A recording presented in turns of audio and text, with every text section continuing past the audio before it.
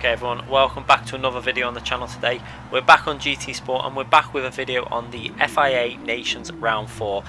We're starting in P2 as you can see there. I wasn't going to do this race to be honest, it was quite late. It was one of the later races in the day. I think it was like 10 o'clock and I seen that this car was on there. I hadn't tried it out yet. So I literally jumped on 30 minutes before the race was going to start. Started getting used to the car, put a time up in the without obviously tyre wear on, then just jumped straight on. So we weren't really practiced as well as I would have liked for an FIA event. Unfortunately, I don't know whether it was just not many people doing this race, but it put us in a lobby of a lot of slower drivers. You can see already on 8th place is over 3 seconds, near enough 5 seconds off the pace that we were doing at the front. My qualifying lap I didn't get perfect because on every run pretty much we came across someone on the track that was running really slow. I mean, just look how much slower. That's nearly 10 seconds in 11th place behind the pace that we were running. So unfortunately the game, I don't know what it is, but the matchmaking system seems a little bit iffy at the moment. We were SS rated when we did this race. We had a clean race before we had entered this race as well, so I don't understand why we were put in with people with like D-rated drivers and stuff. It was unfortunate, but obviously the good news was there was another clean fast driver in the lobby as well, who actually out-qualified us. I'm sure we could have, I think I had the potential to get faster than him, but obviously with the laps I just couldn't get a clean lap in. It was a really fun race to be involved with. I do enjoy this car, I have to say.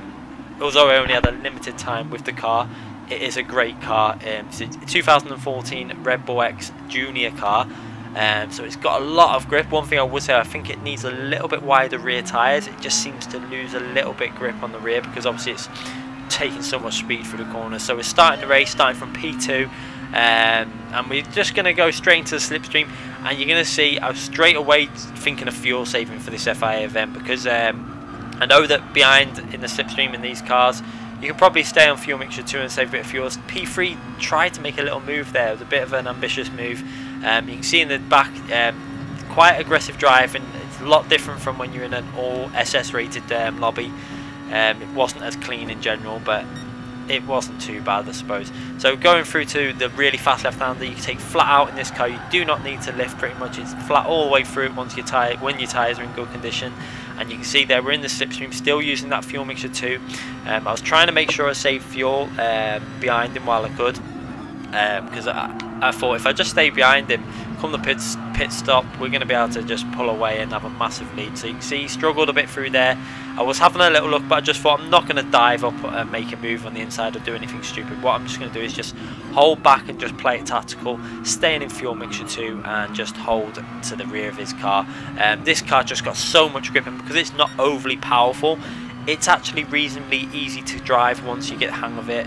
Although I probably did need a little bit more time with the car to get fully up to speed and consistent with it, but we did an okay job considering we just jumped on last minute and decided to do this FIA Nations Cup. It's probably a good job there wasn't too many fast drivers in this lobby, to be fair, because I don't think we would have finished too high up the grid. Obviously we weren't fully up to speed, although this is a type of car that will suit me in general once I am used to it, because it's got high grip.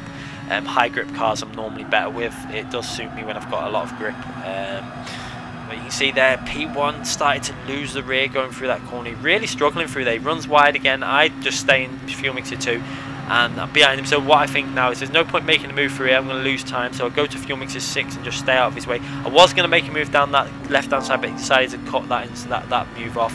So I went back into fuel mixture 3 just to save fuel behind him and just try and save as much fuel as we can while we're behind. We started to pull away a bit there, so back into fuel mixture 1.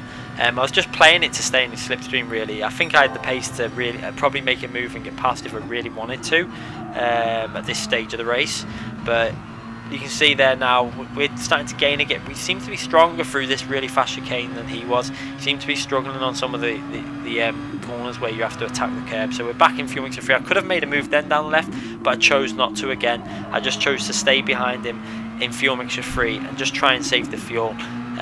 Whether this was a good move, I'm not too sure. It's hard to say really, because I felt like I had a lot more pace at this point in the race, but it doesn't look like he's saving fuel because you can see him pulling away when it's just acceleration zones. So I'm just playing with that fuel mixture, just trying to save as much fuel as I can, and going through to the last corner again, back into fuel mixer 1, just so we don't lose that slipstream. I didn't want to lose hold of his slipstream. I wanted to stay in it as much as possible, but just save the fuel as much as possible also. So you can see P3 is holding on-ish. She's about 1.3, 1.4 seconds behind us. I get the feeling he was using full throttle. I still think this guy in front might have been saving a little bit of fuel. I don't think he was running one all throughout the whole race. And again, he goes really wide through that corner and gets the car really loose, and it enables us just to stay with the fuel saving mixture. You can see it under half a second from him, and just constantly saving the fuel, trying to make sure we stay close enough without using too much fuel. So again, through this corner, nice and easy, no lifting at all needed through this corner really. The car's just got so much grip. You just got to be really gentle with the inputs with this car. I found that if you're quite erratic and like turning a little bit erratically, it's probably going to start losing the rear end. So probably, I'd say it probably would suit a wheel over a pad, although I'm guessing some people, I've seen some people that have got really good analog stick control, so I'm guessing once you're used to it you'll probably be okay. But it really does suit really smooth inputs on the steering wheel. You can see the way I'm driving, I'm being really gentle with that steering wheel. I'm not doing erratic movements, chucking the car in. I'm doing it quite smoothly, and that's why, because this car really does benefit off that. It doesn't scrub as much speed off as well through the corners when you do that. And again, we took that corner really nice there, staying in fuel mixture 2, and managed to get right up behind the guy in front. I could have probably gone to 1 at that point and got really close and tried to get in the slipstream up this straight and make a move, but I decided to just carry on with the fuel saving. You can see there in fuel mixture 2, not worrying about making a move on him. I wasn't going to be impatient. I was trying to be reasonably patient at this point, and then going through to turn 1 again. We seem to be able to take this corner really nice. We got a little bit of oversteer then, but we controlled it. And again, he's running really wide. He goes really wide there. He looks like he's lost a lot of speed there. And I thought, I'm just going to go down that right hand side. I thought at this point, he'd opened the door up for me because he had made the mistake and he shut it last minute. But I don't think that was his fault. Thinking about it now, I think I should have backed off, and I was probably just being a little bit ambitious then. We got a 4-second slowdown, and then the guy throws one up the inside. And when we watch this back, you're going to see I had a bit of an issue with this, and we got 8 seconds worth of penalties. So I'm just going to go back to the whole incident now. You can see now why I was going to make this move now. This is from P1 when we were going to make the move. He goes wide. He loses a lot of time with getting a scruffy exit there. You can see how much extra speed I had, and he looked like he opened it, and then obviously just taking the corner, and I just misjudged the situation. My fault really. I did say something at the end of the lobby saying I think he shouldn't have done that, but looking back on it, I'll admit that was probably me being a little bit aggressive and trying to get past. But this move now, I didn't have an issue with this until I looked on the replay, and at this point now he should have really been hugging the inside of that curb on the left, but he's staying straight. His car is still in a straight line where we're in the turning in point, and that's why I have an issue with that one. I think he should have really been turning and taking a tight line into that corner, and I got another 4-second penalty because of that. Again, the game, it shouldn't really be getting anyone a penalty there. It's pretty much the game at fault, I think, for these whole situations. So I've got 8 seconds worth of penalties. I've took the penalty, got rid of it straight away because I have to, because it's over the 5 seconds and it will just keep accumulating. So we got rid of that 8-second penalty, and we're now 6 seconds behind the leader. So we've lost a massive amount of time, and it's really frustrating when this happens because we're now behind other cars and we've got to get past these as fast as possible because these guys are not really on the pace that I was able to maintain in this race. So frustrating. It looks like the win is out of the question. We're going to try and do our best to get back up there. Obviously we had done that fuel saving though, but we're going to have to try and not be as fuel saving now. We're going to have to go a little bit more aggressive really. So you can see there straight away in slipstream, I wanted to get straight past him. I wasn't going to fuel save.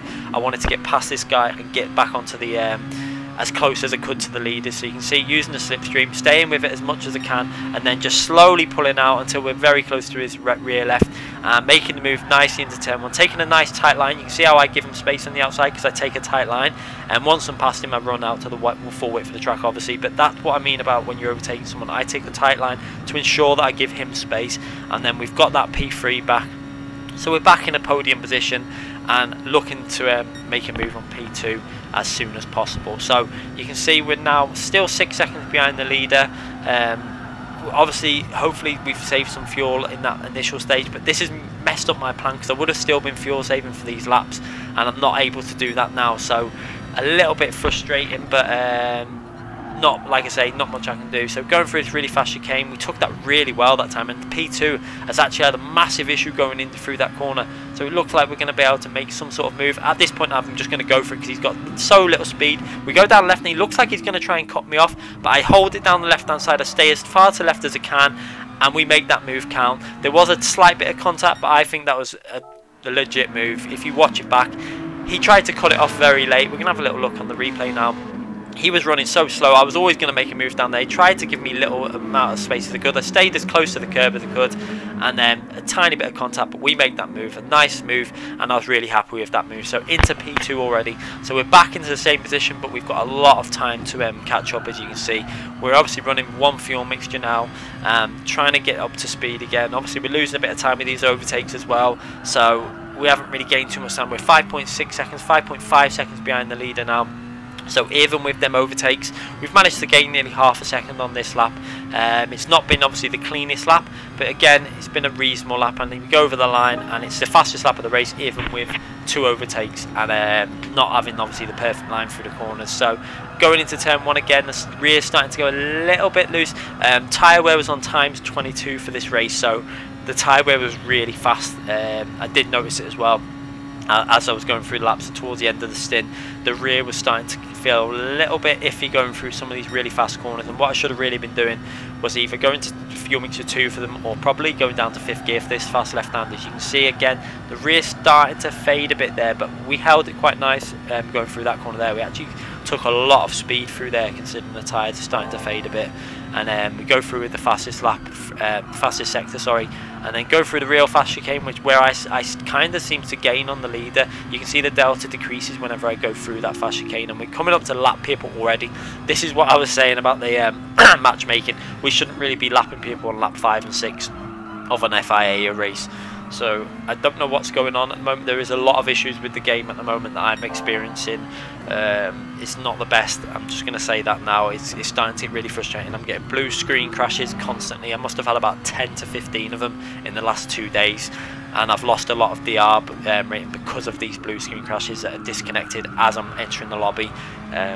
It's frustrating, but hopefully the patch tomorrow might address some of this. Maybe they're aware of these blue screen crashes already, and hopefully it'll fix it. So it'll be interesting to see what's in the patch. I'm expecting a couple of new cars to be in this patch as we go over the line with another fastest lap of the race, and we've gained a bit more time on that leader. Like I say, yeah, I'm interested to see what cars are going to be added. I'm going to try and get up very early in the morning tomorrow, see what cars are going to be added, test drive them, and try and get some videos out on the update. So anyone interested in what's going to be in this update, make sure you check the channel out tomorrow. I'm going to get up very early for you guys, see what's been updated, check the patch notes, and test some stuff out, and try and get a full video out, a bit longer than what I've done in the past, maybe like 10-15 minute video on what the patch has included, do some laps in the new cars, etc. As you can see, I'm pushing now. You can see the behaviour of the car. I am on a mission at this point because of what's happened in this race. Look how fast I'm taking that chicane. I am literally not caring. If I crash, I crash at this point. That was my attitude. I thought, I've got nothing to lose, so I'm just going to go for it. I'm not going to make 24 stars because obviously the steering wheel was only fixed the other, like, I think the day before this, or on this day it might have been, I can't remember. So I was just basically thinking, let's just have some fun and see if we can get a reasonably good result, because we're not really worried about our positions in this in the FIA at the moment. We obviously started too late, so we wasn't even going to get 3 races in before the top 24 stars. So again, we're lapping another guy, lapping P15, which does really show you the issue. And we got a bit of oversteer, but we managed to save that quite nicely. And I thought I'm going to go in the pits early and go for the pit in this stage to try and get the fresh tyres, to try and gain a bit on the leader again. We're 5 seconds behind at this stage, so we have gained a second, over a second, 1.5 seconds in them few laps that obviously we haven't been behind it, but obviously we've been using a lot more fuel than what I would have liked. You can see again, I put the fuel in. I actually go over the diamond that I needed because I knew that I'd been fuel saving in that first stint. What I obviously wanted to do was be able to race quite aggressive from this point to the end. So you can see I actually put about 0.4 more than what I needed, but again, I did it so that I could run a little bit more aggressively and catch the guy up in the lead as much as possible. As you can see, P1 and P2 didn't pit at that stage, and you're going to notice how the fuel saving that I did actually at the start did probably help me out. It would have been so much interesting to see how much I would have been ahead of him in the pit stop phase if we would have stayed behind him all the way through. I think we would have been about quite a way in the distance ahead. A bit frustrating, but you can see now we're 7 seconds behind P2 and we're really pushing again. I was just trying to attack and attack and attack. This car you did need to get in a rhythm with and really get used to being gentle with the steering wheel. And I really do enjoy driving this car. I actually really want to drive this again. I enjoy it that much. It's just such a nice car to drive. You just got to get used to it. I think the times 22 tyre wear was a bit too much. With the way that the fuel was, you wasn't really going to make the race with the fuel. They should have just let us race flat without losing the rear so much. I would have preferred maybe times 10 tyre wear. And you see the leader pitted with only 2 left on his fuel, 2 litres left. We had 17, I think it was, or something like that, or around there. So we had saved a lot more fuel. I know he'd done that extra lap, but that's not, you wouldn't use that much fuel in a lap. And you can see we're going down the straight, and let's just see where he comes out. So going out the pits, it's not going to take effect properly until a few corners after to see with the time loss. So we're at this point we're under 3 seconds, 2.5 going through turn 1, and we're under a 2 second, we're 1.5 seconds behind basically at this point now. So we gained nearly 4.5 seconds in the pit stop, so that just shows you how much fuel we saved. And I think if we would have been behind him all the way to the pit stop, we would have been about 8 seconds ahead of him in the pits, maybe 7 seconds ahead. Does show you how much time we made up with the fuel saving. And we're back in this race at this point. So I was thinking, do you know what, I'm just going to go for this and push. He was obviously pushing as well, and we're both pushing, we've both with fresh tyres. Obviously he's got the fresher tyres on, and with the tyre wear on times 22, it was going to make a little bit of a difference, especially in this car that relies on that rear grip. So you can see at this point we're staying with him, we're pushing as hard as we can, he's pushing, we're only 1.1 seconds behind him. So we have made a massive amount of difference. You can see how much we're catching him up. Obviously I'm back used to the tyres being fresh. He's got to get used to them again, how much more he can push. We run a little bit wide through that corner, but we go through that sector with the fastest split, even though it wasn't 100% clean, and then pushing through this corner. They see the back marker trying to get out of the way, but he didn't really need to do that. Obviously the back marker's ghost now, which is a good thing, I think, and we get really close into this braking zone.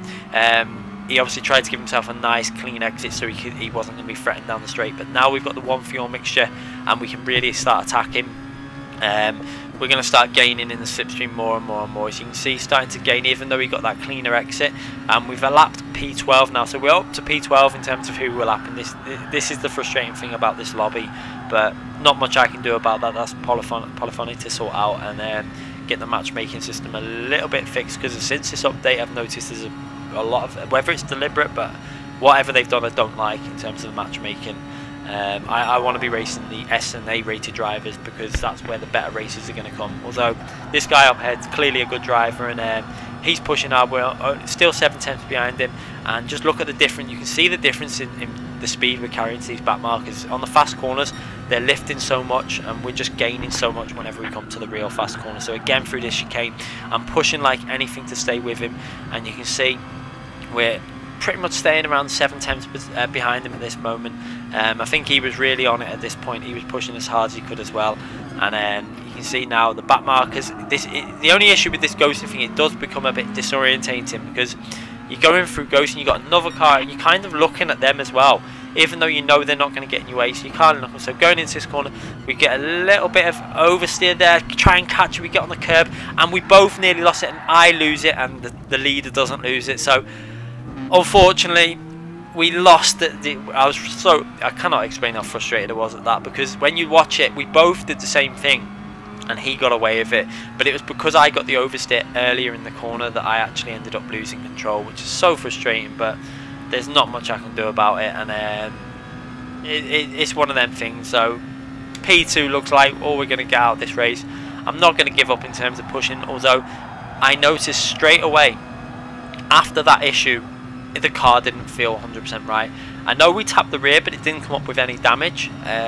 Don't know whether it affected anything in terms of something that wouldn't show up on the damage meter. Possibly what might have happened is the rear tyres took a bit of wear out and heat into them, obviously with losing control. And when you got times to look at the difference now with the way when we're going through the corners, the rear just stepping out. I have a feeling that it'll be because with the times 22, when you spin like that, you're basically saying that's 22 spins. You've had because of obviously with the times 22, so it does affect the tyre wear. I've noticed it in other cars as well. When you lose control of a car and you've got high tyre wear on, it does start making the rear end really loose. So it was an issue and not much I could really do at this point. So as you can see there, just overtaking another back marker, going through, I think that was P9 or 10 or something like that. May have been P11, I can't remember. But going into this corner I was a little bit nervous after that mistake, but we did it much better that time. Didn't take as much speed through the corner. I was a bit more cautious in the way I attacked it. But you can see I did start to get used to the loss of grip I was getting through the fast corners, but it did take me a few laps. You're going to see, I think even in turn 1 we were starting to have issues where before we wasn't getting them issues. And the weird thing is we're in pretty much the same position because we've got the same amount of fuel pretty much. And you can see again, just look at the way the rear starting to step out on me compared to before. It's such a strange thing. I don't know whether you do get some aero damage when it doesn't show up on the damage meter. It's possible that because we did hit our rear wing on the barrier, it's possible we had a bit of rear aero damage that won't show up. Not too sure, but also that rear right took a lot of the that spin, took a lot of wear out of it. As you can see again through this fast left corner, it's starting to lose a bit when the weight's all on that rear right tyre. So that's probably more of the issue is to do with the tyre rather than any damage, but like I say, I'm not too sure. So again, we're still attacking. You can see I was pushing, but again, we started, if you notice on the Delta, we were actually starting to lose a bit of time to the leader, and that's how I know that there was probably more likely an issue with the car compared to anything else, because we were gaining and we had gained so much in his slipstream, we'd saved fuel and we're still staying with him. And then at this point, we're starting to not lose too much. I think we stayed around the 6-second mark overall, but we wasn't gaining as much as what we was. As you can see, the leader's actually gone through the fastest lap of the race, and this is the point where we should have been doing the fastest lap of the race when we've got obviously the 1 fuel mixture, and obviously the tyres had been changed, but obviously that lead had a whole lap fresher, which is basically equivalent of 22 laps I think it is, because of the times 22 wear. So it was such a big difference that it's going to make, and you know, you might not think it's much, but 1 lap is the equivalent of 22 when you've got times 22 tyre wear on. So you can see again going through that first corner, the rear's trying to step out on me, and I was starting to have to go a little bit more cautious, but we've actually gained a bit back on the leader there, down to 6.1, 6.2 seconds. So we're still managing the situation reasonably well, and it looks like we've got a comfortable second position anyway, because the guy behind it fared a full 11 seconds behind. He's fell back quite a lot, even with the issues we had, obviously the spin and the 8-second penalty. And again, going through that final corner, it started to go a little bit loose. I think through there what I should have really been doing was going down into 5th gear and just letting the revs be a little higher. It probably would have helped out a bit. So you can see going through this corner, we managed to take that corner fairly well, even with the issues we're having, and we're going to lap, I think, for the 2nd time, possibly 2 or 3 times we've lapped this guy now in 16th. And then we've got P8 that we're about to lap up ahead, I think it is now. So we've obviously, you can see the issue I have with the matchmaking, because this shouldn't really be happening in FIA races.